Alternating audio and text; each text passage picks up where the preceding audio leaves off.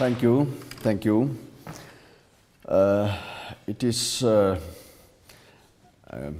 good feeling for me being here again after 5, 6, or 7 or so years and meeting people engaged in Christian thinking and acting. So let's go to our topics. The topic of my contribution is challenge of being a Christian in the modern world, namely especially in Western countries, the so-called Euro-Atlantic countries. It is good to speak about the challenge for Christians now, because the communist challenge to being Christian, better to say the persecution of Christians, was stopped in Europe, in Eastern Europe, about 25 years ago. Many of us do remember it, and we remember how it happened. At the same time, we witness new persecution of Christians by using new methods and new reasons to justify it. We have the possibility to compare not only the persecution forms and grounds under communist regimes and now, but we observe the consequences of the communist persecution also today, and we do so in a historical perspective. I shall begin with the communist persecution. The communists used to install the dictatorship of the proletariat, so-called proletariat, everywhere they came into power. They followed the ideas of Karl Marx, their prophet, and especially his Communist Manifesto, 1848. Churchgoers in general and Christians in particular were opponents of their installing the dictatorship of the proletariat because they believed in other values as those represented by Karl Marx. It was Karl Marx who named religion to be the opium of the people, who should have been cured of it. The communists believed in religion the religion would disappear within 2 following generations because it would not be able to stand the confrontation with the science. The science should have become the main tool to overrule the religion. Today, we may find such a statement funny, but during the whole first half of the 20th century, those ideas used to have a lot of supporters, and the Marxist intelligentsia dominated in countries like France, maybe even Germany, Italy, and of course later Russia. God was replaced by the matter, and their explanation of the universe. The Marxists adopted the statement of Giordano Bruno, who was burned at the stake in 1600, about the matter being an eternal and ultimate boundaryless substance. This statement was questioned in the 20th century when the Big Bang theory was discovered. According to this theory, valid to today, the matter could not have been both eternal and ultimate at the same time. It could have been either eternal, but in that case it could not be ultimate, or indefinite, but then it could not have been eternal. Despite of this, I learned as a secondary school student and a university student as well, and it was in the middle of the 20th century that the matter was eternal and ultimate. If I, on the examination, would not say or I would say that it's not true that the matter is both eternal and ultimate, I would be lose the examination. The one who declared himself to the religious belief could not get a higher position in his work, could not become a teacher, or could work in the healthcare sector only on lower positions only. At the beginning of the 1970s, I worked as a lawyer in Bratislava, and I had an interesting case. In those days, everybody had to go through a political assessment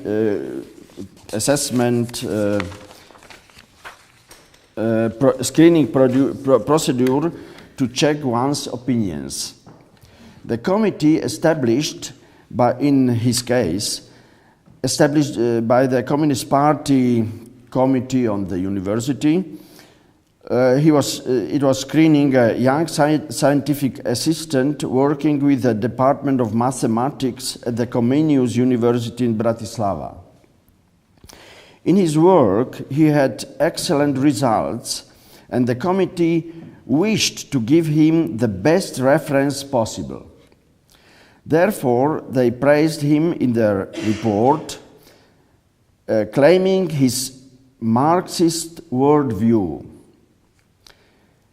He did not agree with such wording and requested to use the word scientific worldview instead of Marxist. It means to state that his worldview was scientific. This was a sufficient reason to the committee to propose his exclusion from the university, what also happened. He contested the decision on his exclusion from the university at the court, but he lost. Odd views of Karl Marx on science and the philosophical inability of the communist movement to get loose from such views brought the Eastern Bloc to a collapse. It was right the science that turned against the communists. For a long time, the communists could not accept cybernetics as a new scientific field, as well as environment, pollution, and modern social sciences as a whole. The situation became serious for the Eastern Bloc when Israeli pilots flying French airplanes fighters in the 60s started to shoot down Arab military pilots flying Soviet airplane fighters in the air fights. The science that should have been the main tool and weapon of the communism turned against the communism itself, even in the military field. After that, the wishfully expected freedom and democracy arrived. The 1990s were difficult years in the whole Eastern Bloc. All countries had to rebuild their economies, the unemployment rate was high, and whole societies had to learn new methods applied in economy, education, international relations. We learned new meaning of scientific terms and also new understanding of human rights. Later, we had a feeling geopolitics played also too important role. In our country, the majority of people still do not understand the exact meaning of, for example, political correctness. Christianity, being 2000 years old, had been gradually getting into deeper and deeper contradiction with fashionable statements on human rights, political correctness, democracy, etc. Human rights have been always known in our countries, not only in Slovakia, and more or less respected, especially in Europe. The rights developed during centuries based on religion and were applied as human rights. All people considered important and observed them. To demonstrate this, I may use as example that after the Middle Ages there was no slavery in Europe. In the last decade, we were thought it is different. Human rights have been developing and gradually new and new rights are added. The European Parliament has been extremely creative in defining new human rights. After various backstage negotiations, a resolution was adopted that women's right to abortion, right to choose legal gender, and the gender ideology at all were human rights. Also, European Parliament resolutions are not binding for individual countries, but the country that would not respect them would be cut from economic advantages mentioned in other EP resolutions. And the vicious cycle begins. Small children begin to study different aspects, even in Slovakia, of sexual intercourse in elementary schools, something that all of us consider disgusting till now. Western countries' ambassadors wrote a letter to our Slovak government to adopt measures to support the march of homosexuals. The doctors working in a hospital Slovakia who refused to participate in an abortion was dismissed from his job. He brought a civil action on a court regarding an invalidity notice on the dismissal, claiming that according to the regulation issued by the Minister of Healthcare in Slovakia, he was entitled to refuse to carry out the abortion. The court declared the notice on his dismissal invalid, but not due to principal reasons that the doctor had the right to refuse to participate in an abortion, but because there was a formal mistake, a time limit that was not observed by the hospital when giving the doctor a notice dismissing him from the job. There was a similar case, even more serious one, in Sweden in 2004-5. Ake Green, an evangelical pastor, was prosecuted for his statements on homosexuality, which he presented in his sermon in the church. The first instance court ascertained his guilt and sentenced him. The appeal court acquitted him, and because of a complaint filed by the prosecutor, the case was decided by the Supreme Court of Sweden, which also acquitted him and declared that what he had said in his sermon had corresponded with the biblical doctrine, and therefore he was not guilty. Before noon was asked if a specific case did happen, and this is one. If you put into computer Google Ake Green, written in English Green, you get the case. When that case took place in Swedish courts, Vladimír Palko, the then Minister of Interior of the Slovak Republic, gave the audience to the ambassador of Sweden in Bratislava that was organized upon her request in relation to other issues.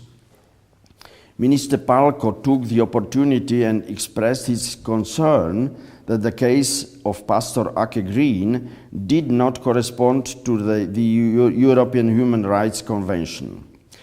It was for the very first time that a Slovak politician reminded a Western country on human rights violation. For Slovakia, it was quite pride. There were more similar cases in Western Europe. Joshua knows more of them, told about them before noon. There is a well-known case of an English stewardess wearing a cross necklace, and therefore the company dismissed her from her job. The stewardess brought a civil action on a court. The case was dealt with at the European Court of Human Rights, and as far as I know, the stewardess won the case there.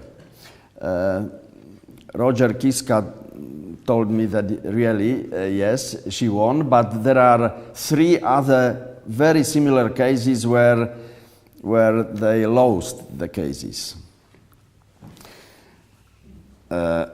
Sermon of Pastor Green, the cross on the neck of an English stewardess, all these are normal ways how to express the Christian faith that should not call any attention in Europe. They became very known and caused an affair because these standard Christian attitudes clashed against standard attitudes of the liberal establishment. We who lived under the communist regime somehow compare this situation with our experience under communism. Reactions of the communists were much harder, especially in the initial phase of the communist rule.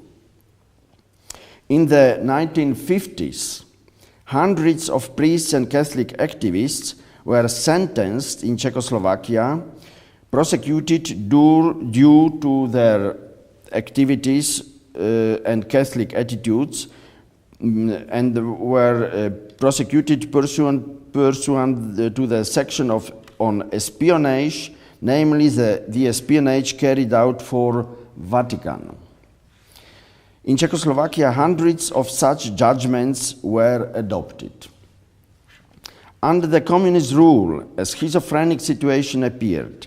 The communists claimed on one hand that the Christianity and religion would disappear in 2 generations' time, but on the other hand, in the communist parliament, there were also some priests what should demonstrate that communism was not anti-Christian. During the whole period of communism, there were associations of Catholic priests supported by the government. First, they were called Peace Movement of the Catholic Clergy. At the end the association Pacem in Terris, according to the encyclical of Pope Paul VI. Those priests who entered such an organization or who only participated on the events of the organizations were supported by the state administration bodies. They received state subsidy to renovate churches, and they were not persecuted by the secret police. Such a position was conditioned by the acceptance towards the Communist Party rule. That means the acceptance of their own position as number 2 in the society.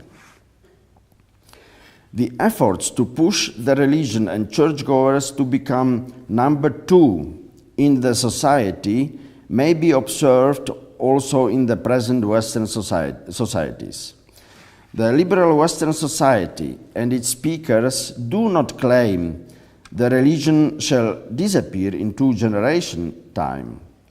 They accepted the religion as a social phenomena, but it cannot be too strong. They are also interested that Christians appear in top position in Western liberal societies, but those with sufficiently liberal opinions. This is how I perceive Hillary Clinton's choice of Tim Kaine to be the vice president's candidate. According to the official website for Hillary Clinton's presidential campaign, Tim Kaine supports all liberal values as LGBT, the right to abortion, in fact the whole gender ideology. Hillary Clinton's vice presidential candidate is an example of accepting the position of the Christians in the US society as number 2. To accept the position number 2 in the liberal society for the price of giving up the attitudes exceeding the borders of political correctness means to strengthen the establishment being not necessarily Christian. On the other hand, a Christian who accepts values of the liberal establishment, at least to a certain level, is welcomed. the establishment applying that propaganda against those Christians who, either consciously or subconsciously, represent 1 billion of inhabitants on the earth and the tradition of 2,000 years of the European history. But let us not build illusions. To refuse the position of being number two in the society means to lead the Christian community to a fight for which it is neither ready, this Christian society, nor strong enough, and it simply does not want to start such a fight, mostly. Tim Kaine would never become an American vice presidential candidate if not presenting liberal values.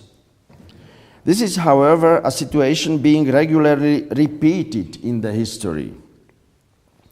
To each who decides not to accept the position of being number two in the society, it means to accept the position of a dissident within the society and find himself in a small group, only of small group of friends or even alone. The reasons whether to accept motives to become a dissident used to be different, and their significance used to be also different in the past. The most dramatic were probably reasons in Russia after the October Revolution. Andrei Zubov and co-authors described in the book History of Russia in the 20th Century, Russian edition, issued in Moscow in 2009, how the communists tried to apply the ideas presented in the Communist Manifesto from the 19th century into real life after the October Revolution. And the idea was that women would be nationalized under communism. The authors quote a decree adopted by the Soviet of People's Commissars in Saratov, in the city of Saratov, Soviet Narodnych Комиссаров, in Saratov province, where it is written in this decree, 1. After 1st of January 1918, the right of permanent rule over women older than 17 and younger than 32 is abolished. 2. The previous rulers, men, shall keep the right to have extraordinary sexual intercourse with their wives. 3. All women this decree is related to are excluded from being under the private rule of their men, and they are declared to become the property of the whole working class. 4. Division of administration over alienated women shall be transferred to the Soviet of Workers, Military and Peasant representatives. 5. Each man willing to use any exemplar of the national property is obliged to submit a certificate issued by the Workers' Committee from the factory or trade union that he belongs to the working class. That what I have quoted is in this book. It is volume 1, subchapter 2.2.44, page 755, Russian edition. But there is sure English translation as well. It was difficult for the Christians to accept such model of the society. The response was an extremely bloody civil war. The Russian historiography has got records about 85,000 executed or murdered Orthodox priests, monks, and nuns. Current challenges of being a Christian are similar to those in the past.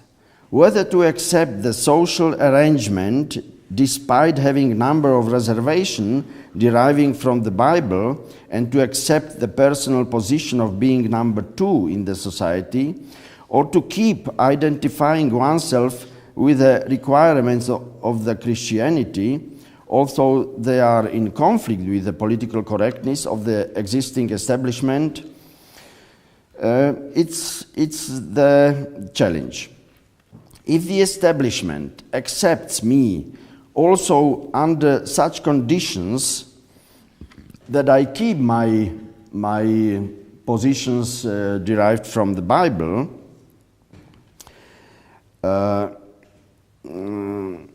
then I am not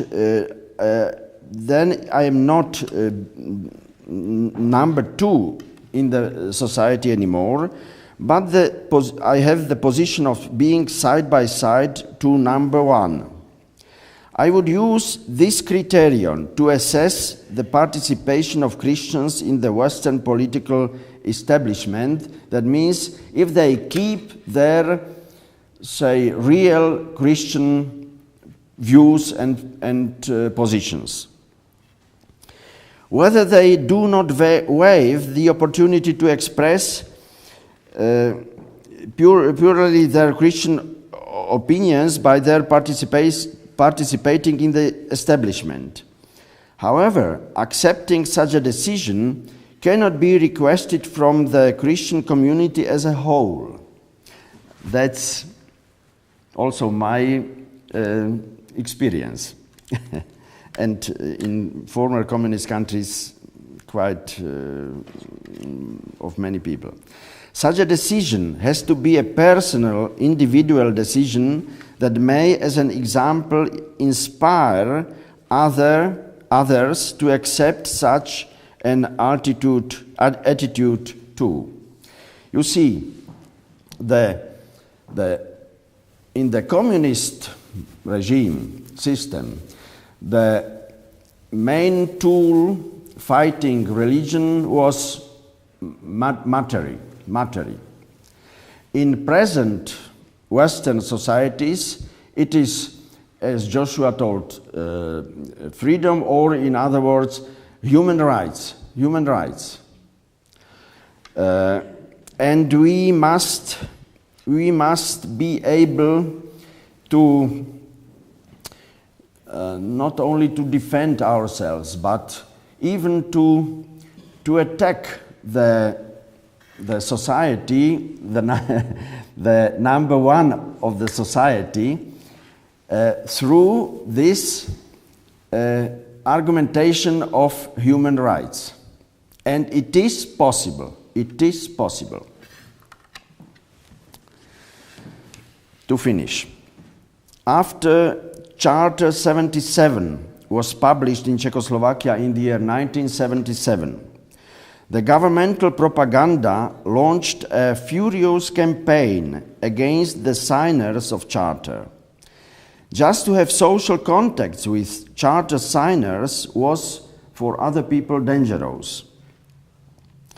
Václav Benda, a Catholic philosopher in Prague, wrote in an article, Parallel Polis, Parallel City, in those days. He suggested to create a kind of a separate society of dissidents who would mutually saturate their social requirements to the maximal extent.